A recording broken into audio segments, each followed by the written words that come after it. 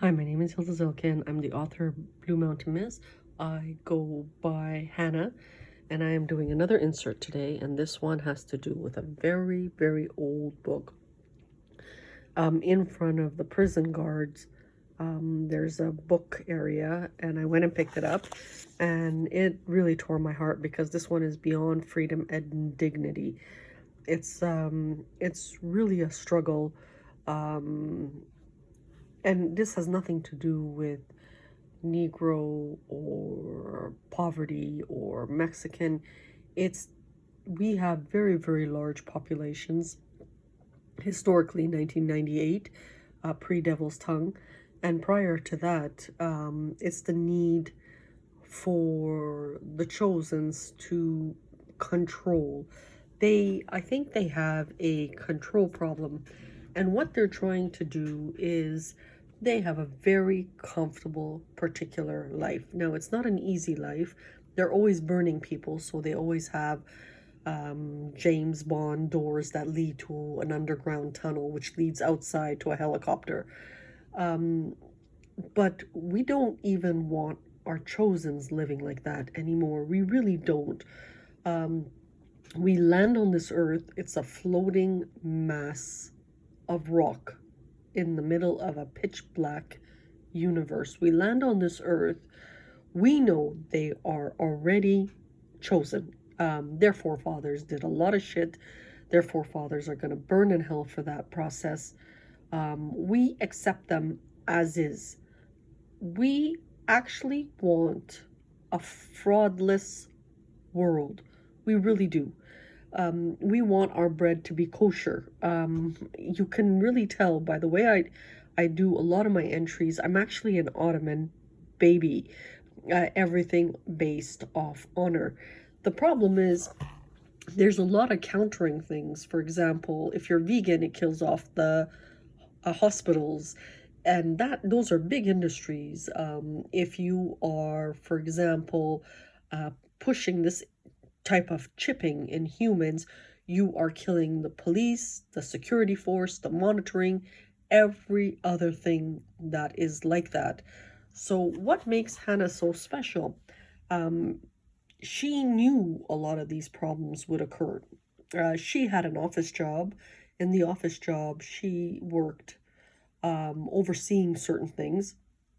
And she also grew up and saw different types of settings. And she has one of those intelligence that she can look at, the Bronx and try to figure out what's going on, or go overseas into a village and try to figure out what's going on. We actually want to try a fraudless existence.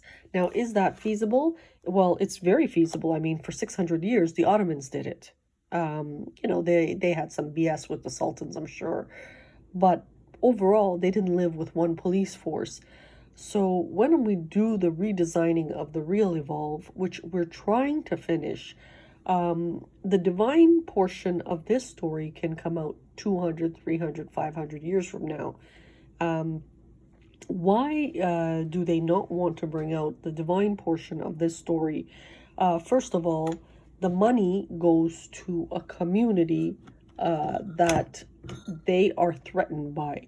So, when we think of the hornet's nest, a lot of doctors are Turkic people, Turkish or Chinese, and they do a lot of stuff to maintain that doctorate position. We want to exist, but can we actually do that? In 2008, Hanna asked permission. Now, this is all before Cluster 3's entry 2013 with her Kanata Means Wings discovery. It's also before every other thing.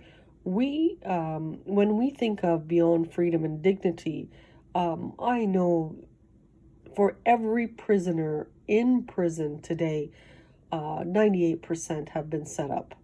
So that's a very hard statistics, either social development or class separations in schools.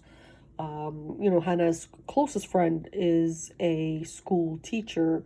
We'll call her Charms out of Montreal. That is her a close friend of hers. So, certain things are said back and forth, and you have to create class differences. Hannah's son, even though was very bright, because one of them had the name Jamil, immediately he was put into special ed, even though he was one of the brightest kids in the block. Mixed children are another target. We want to really redesign, but how do we do that? You have to watch two things. The first one is what was done, where we're headed, an interview, movie style. And number two is the actual summary of the Sun collection. And that's very, very futuristic. By you watching that, the two-part series, no, I guess no different than the Al Gore movie with the environment. It's a two-part 360-degree turn.